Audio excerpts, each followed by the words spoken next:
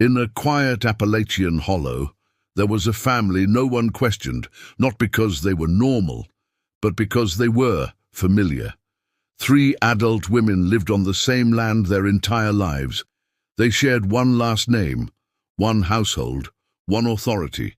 On paper, each of them was legally married, but no husband ever appeared. The record said the marriages were valid. The church said nothing.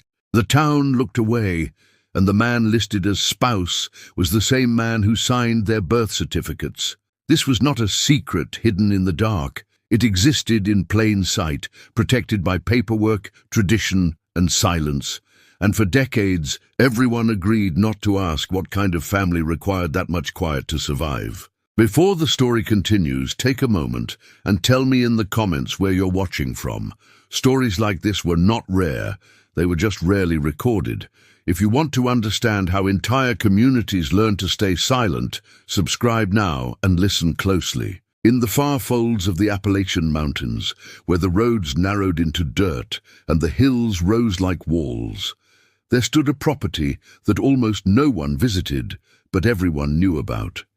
It sat beyond the last mail stop, past the churchyard, tucked into a hollow where fog settled thick in the mornings and lingered long after the sun should have burned it away. The land was old, inherited rather than earned, passed down through papers few had read, and boundaries no one dared to cross.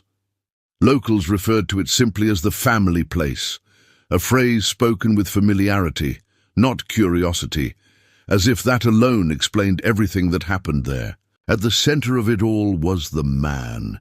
He was known throughout the valley as steady, respectable, and deeply rooted.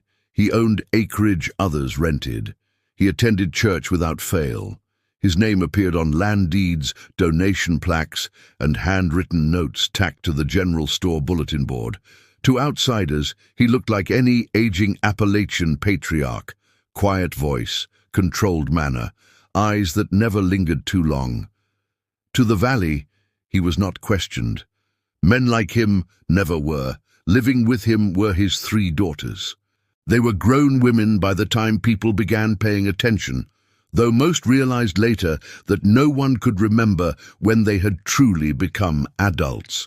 They had never left the property, never married outsiders, never held jobs in town. They were always present, always together, always introduced in the same order, as if rehearsed. The eldest spoke when spoken to. The second avoided eye contact. The youngest smiled too quickly, too often.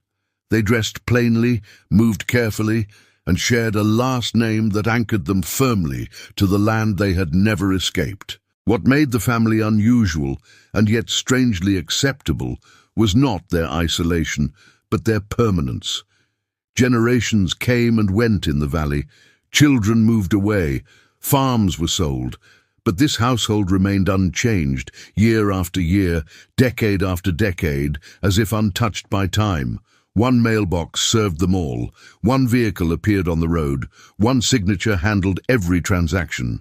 It was a family that existed as a single unit, not individuals, and the valley learned to see them that way. The first whispers began quietly, the way all dangerous truths do. Someone noticed that the daughters were all listed as married, yet no husband ever appeared. Someone else mentioned that the marriage records, when viewed at the county office, were oddly incomplete. Dates mismatched. Names were written over, corrected, or stamped late. Clerks shrugged. Records in rural counties were messy, they said. Old, poorly kept. No reason to dig deeper. But there was a husband. On paper, at least. The documents named one man, listed as spouse to all 3 sisters at different times, with overlapping dates that made no sense unless one ignored them entirely. That name, when traced, led back not to an outsider, not to a distant town, but directly to the same land, the same household, the same man everyone already knew, the father. The valley did not react with shock. It reacted with silence. People told themselves stories to make it bearable, that the paperwork was wrong, that it was a clerical mistake, that maybe the daughters were widowed and the records confused. Some said the marriages were symbolic, meant to protect land from being divided. Others whispered about religious beliefs, about old traditions outsiders wouldn't understand, and many said nothing at all, because saying nothing had always been safer than asking questions. Inside the household, life followed a rhythm no one else saw. The daughters did not share rooms, but they shared duties. One handled finances, balancing books that never left the house. Another raised the children who began appearing quietly, one by one, their births explained vaguely as family matters. The third accompanied the father to church and town functions, standing just behind him, eyes lowered, presence unquestioned. Together, they formed a system that worked too well to challenge. Children grew up calling all three women mother, without understanding why none of them used the word the same way. They were taught not to ask about fathers. They were taught that family was private, that outsiders could not be trusted, that the world beyond the mountains was dangerous and immoral, while what happened inside the hollow was righteous, protected, and necessary. From the outside, it looked like order. From the inside, it was something else entirely. No police reports were filed, no investigations opened, no sermons condemned the arrangement. The valley had learned long ago that survival sometimes meant accepting what should never be accepted. Land mattered, reputation mattered, and the man at the center of it all had both. Years passed like this, quietly stacking on top of one another until the abnormal became routine, and routine became invisible. The family continued, the paperwork accumulated, the children aged, and the truth sat there unspoken, waiting, not for courage but for a moment when silence would finally fail. Because in places like this, secrets are not exposed by outrage, they are exposed by records, and those records were already beginning to speak. What allowed the arrangement to survive was not secrecy alone, but structure. Inside the household, everything had a place, and everyone had a role that had been assigned long before the daughters were old enough to understand what they were agreeing to. Control was not enforced through violence that left marks, nor through shouting that neighbors could overhear. It was enforced through repetition, routine, and the slow narrowing of choices until no alternatives appeared to exist. From childhood onward, the daughters were taught that the land was fragile, that outsiders wanted it, and that the only way to protect what their family had was to keep everything contained within blood and name. By the time they were old enough to question these lessons, the questions themselves felt like betrayal. Education came only from within the home.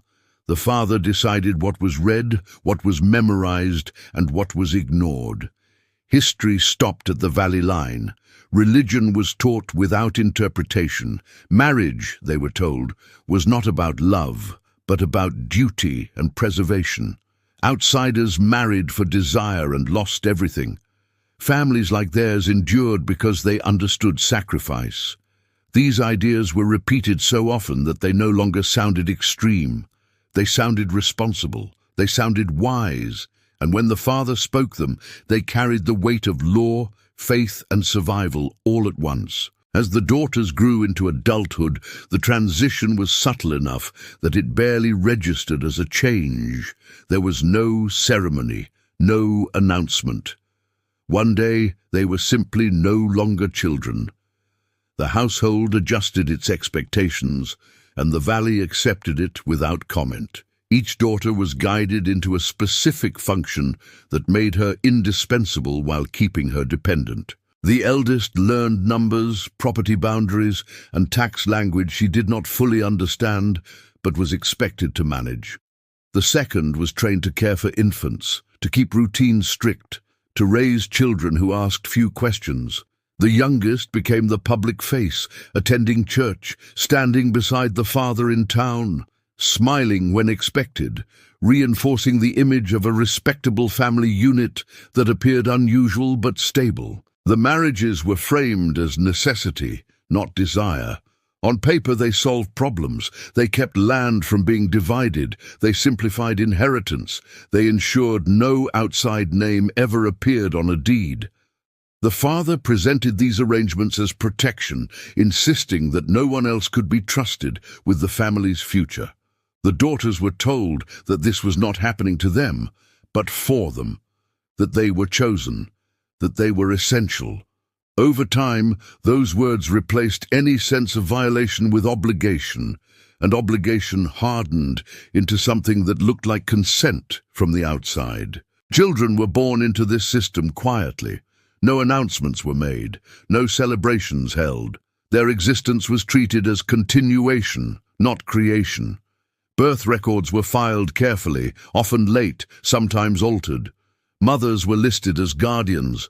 Fathers were left blank or replaced with vague designations that raised no immediate alarms.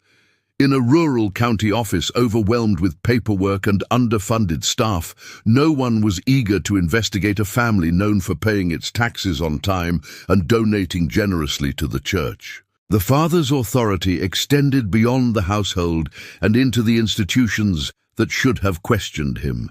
He knew which offices to visit, which clerks to charm, which language to use when paperwork needed smoothing over.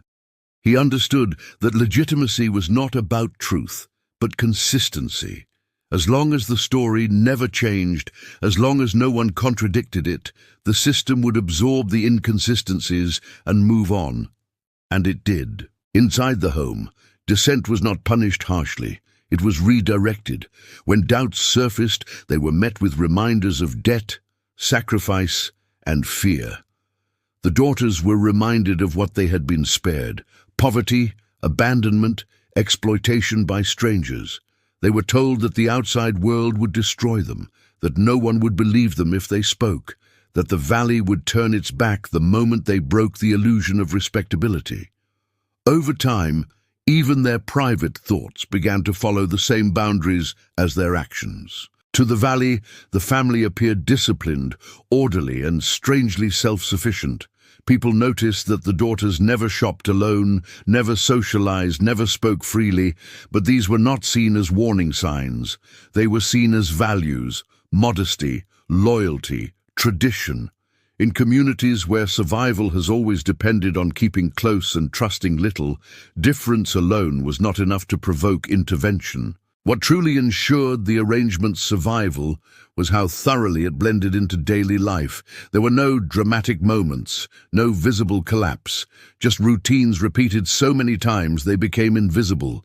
Meals served at the same hour, prayers spoken in the same order, children raised to obey without question, and a father who never had to raise his voice because the structure he had built spoke for him. By the time the system was complete, it no longer required constant enforcement. Everyone inside it knew their place. Everyone outside it believed the story they were given. And what should have been unthinkable had been transformed into something the valley recognized, accepted, and ultimately defended, not because it was right, but because it was familiar. And familiarity in places like this has always been more powerful than truth. The children grew up inside a world that had been carefully engineered to feel complete. They were never told they were missing anything, and so, for a long time, they did not believe that they were. They shared rooms, routines, and lessons designed to keep their attention inward toward the household, the land, and the authority that governed both. They were taught that families looked different everywhere, that outsiders asked dangerous questions, and that curiosity was a weakness best corrected early. When they called all three women mother, no one stopped them, because no one had ever offered an alternative. From their earliest memories, the man at the center of the household was presented not as a father in the traditional sense, but as something broader and less defined: the provider, the decision-maker, the one whose words settled disputes and ended conversations. He was not affectionate, but he was constant. His presence structured the day. His approval determined worth. The children learned quickly that harmony depended on obedience, and that obedience was rewarded with stability, if not warmth. School existed only in theory. Lessons were delivered at home, shaped around what the household needed, rather than what the children might one day need for themselves. Reading was encouraged, but only certain books. Questions were allowed, but only within narrow boundaries. Subjects that involved biology, family structures, or the outside world were treated as unnecessary, even dangerous. The children learned arithmetic by helping manage supplies. They learned writing by copying passages chosen for them. They learned silence by watching the adults speak carefully, always in alignment, never contradicting one another. As they grew older, small inconsistencies began to surface, not as revelations, but as discomforts they could not name. Dates did not line up the way they should have. Family trees drawn for lessons felt incomplete. Documents kept in locked drawers bore marks of correction and rewriting. When one child asked why their last name appeared so often in records but never with any other names attached, the question was met with a practiced explanation about self-reliance and the dangers of outsiders. The answer was delivered calmly, convincingly, and without room for follow-up. Contact with the valley was limited, but not non-existent. There were brief appearances at church, carefully managed interactions at the general store, moments where the children observed other families without truly engaging them. They noticed differences, the way other children spoke freely, the way mothers and fathers interacted. But these observations were framed as moral warnings rather than points of comparison. Those families, they were told, were broken by modern ideas. What they saw was not freedom, but decay. Occasionally, someone outside the household sensed something was wrong. A teacher noticed the children never attended school. A nurse questioned vague birth histories. A clerk hesitated over altered paperwork. But suspicion alone was not enough to disrupt a system that appeared orderly and legally sound. Each concern was addressed politely, explained away, and absorbed into the administrative noise of rural life. Nothing escalated. Nothing was recorded in a way that demanded action. Inside the home, the pressure of conformity intensified as the children aged. Roles became clearer, expectations sharpened. The idea of leaving was treated not as rebellion, but as abandonment. Loyalty was equated with survival. The children learned that asking the wrong questions could fracture the only world they knew, and so they learned to stop asking. Silence became a skill, practiced and perfected. What none of them understood, what they had been carefully shielded from, was that the system depended on their ignorance, that the stability they were promised was built on omission, that the family they believed in required them to never see the full picture. And so the truth lingered at the edges of their lives, present but unnamed, waiting not for courage or rebellion, but for a moment when it could no longer be contained. Because systems like this do not collapse from outrage, they collapse from accumulation. And the children, without realizing it, were already carrying more than the structure could hold. The end did not come with shouting, arrests, or a sudden moment of public reckoning. It arrived the way many truths do in places that have survived by burying them, through paperwork. Years of small inconsistencies, tolerated because they were inconvenient to confront, began to surface as systems changed. County offices modernized, old files were digitized, welfare audits demanded clearer documentation. Birth certificates once filed late or altered by hand were scanned alongside newer records that did not match. Names overlapped where they should not have. Dates contradicted one another. Relationships, once obscured by vague titles and guardian designations, became visible when viewed together rather than in isolation. What had been hidden in fragments could no longer survive as a whole. The first formal inquiry was not framed as a moral concern, but as an administrative one, a discrepancy in benefits, a question about guardianship, a request for clarification that could not be answered with the practiced explanations that had worked for decades. Officials who had never known the family personally were suddenly reading their history without context, without loyalty, without the instinct to protect what felt familiar. To them, the records were not tradition. They were evidence. By the time outside authorities took a closer look, the man at the center of the household was already fading from power. Age had slowed him.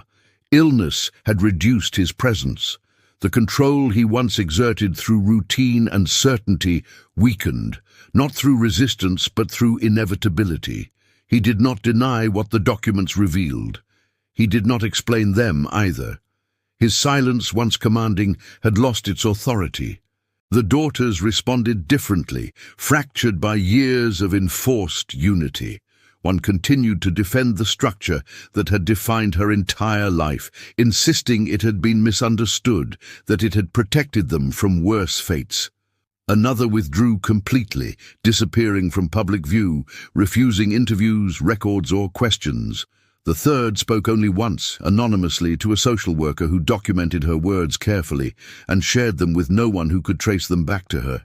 Her account was not emotional. It was precise. Dates, roles, duties, the language of someone who had learned to survive by observing rather than feeling. The children, now older, encountered the truth not as revelation, but as collision.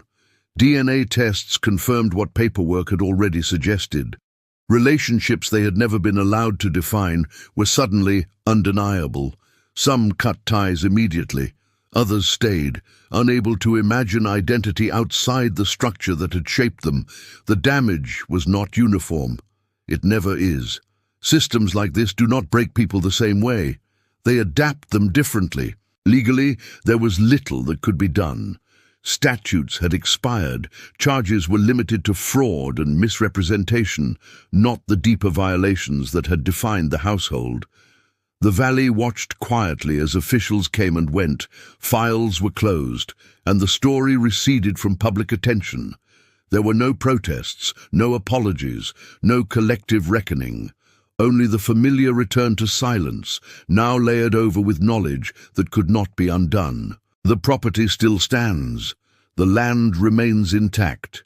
Deeds were adjusted, names corrected, ownership redistributed on paper. From the outside, the hollow looks no different than it ever did. Fog still settles in the mornings.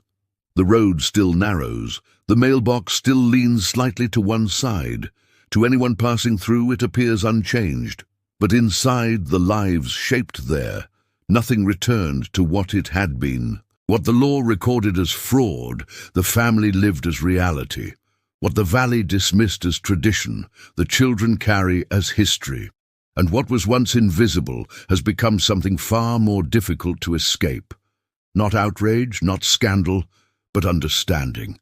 Because the most unsettling part of the story was never what happened. It was how long it was allowed to happen, simply because everyone knew and chose not to see.